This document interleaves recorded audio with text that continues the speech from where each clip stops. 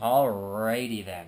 I'm going to show you guys today a quick example of how to set up and play mages, archers, mages, and thieves, which is the current working title of the game for right now. Today we're playing on I think it's a 17 by 17 board. The final product might be a 21 by 21, but that's what we're playing on today. I will get into how the pieces move and what they do, maybe another video or maybe later in this one, but for right now, the sole purpose of this video is to set up the board and how to play through. So in the beginning of each game, you will have a set of characters that you can pick from. In the end, there could be anywhere between 8 or 6 to 10, depending. You may pick one. You make a team of 3. They can all be different colors. You can have up to 2 of the same color on your team. And each one has their individual stats and movement. So you would start off your team. For this demonstration, I'm going to do just the playtesting teams of archers, mages, thieves for both teams. So these are what you would have picked. This will be you, this will be me for right now. And the first thing you want to decide is who your leader is. In the final game, I'm not sure how I'm going to mark it, but for right now, we just use a little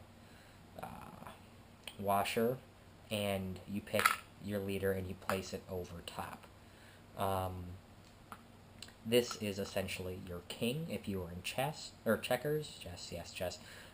If this piece dies, you lose the game. You can lose these other 2 pieces, but this is the important one. So each side would pick their leader, and then you guys would roll the dice to see who goes first. You guys will be red, we'll be blue. We'd roll. The highest score gets to put their leader on the board first. So we'll say it was you guys.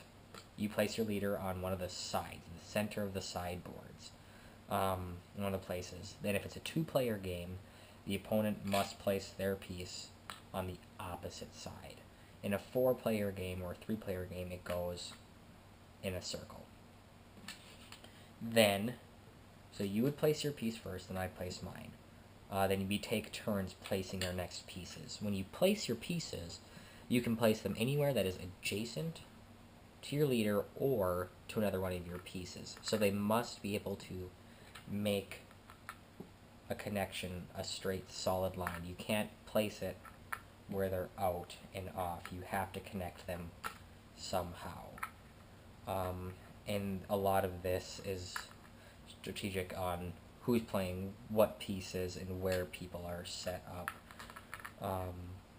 Like if you have an opponent here, this is a very aggressive start to go this way. It's all just the thought setup. So you have your leaders, and you then, okay, you place first, I place my leader. Now you would pick your next guy to place. I'd pick my next guy. You'd set your last piece, and then I would set my last piece. So that's how the beginning of the game is set up and go.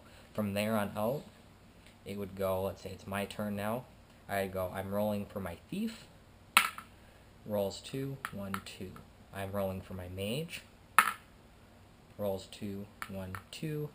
And for this time, I'm going to say I choose not to move my archer. So I'm just not going to roll for it, and I pass the turn to you. At any point, you can say, I don't want to roll for my thief, I don't want to roll for my mage, but I want to roll for my archer, and you can move that. You don't have to move all of your pieces, but you do have to move at least 1 piece each turn. It keeps the game moving, and it helps, if somebody castles up or whatever, from stalling the game, essentially. And when it gets into it, the barriers that are put up by the mages are also considered pieces as of right now to move. So that is an option for a movement. So basically a round would go, okay, him 1, move for him, 1, 2, 3, rolling for this guy, 1. Then it'd pass to your turn. You guys would do the same. Roll 2, 1, 2, 1, roll for him, 3, 1, 2, 3. And it would go on, so forth, until the game is ended. As for the start of the game, that's basically it. You just make and match whatever team combination you might want with the colors you might want. You set up that pattern. Most things deployed out are going to be set up in a similar pattern where they have to be interconnected in some way or form. And I mean, that's essentially the basics of the game in a nutshell.